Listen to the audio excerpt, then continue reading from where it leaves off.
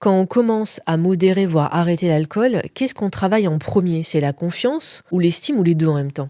Je dirais plutôt l'estime de soi, parce que déjà les deux sont dans les chaussettes, sont au plus bas quand on consomme généralement et quand on veut arrêter. On a plus d'estime de soi, c'est-à-dire qu'on se considère beaucoup moins bien que les autres. Donc notre regard intérieur est complètement faussé, on s'estime plus du tout. Et puis en effet, on perd la confiance en nous parce qu'on n'est pas capable de contrôler cette addiction, alors que généralement, on arrive à tout faire dans la vie. On a des enfants, on a un travail, on a une entreprise, et on a des projets, on manage des personnes, et on est à fond. Et ça, on n'arrive pas à le gérer. Donc c'est super frustrant, et donc on perd confiance en nous aussi à ce niveau-là.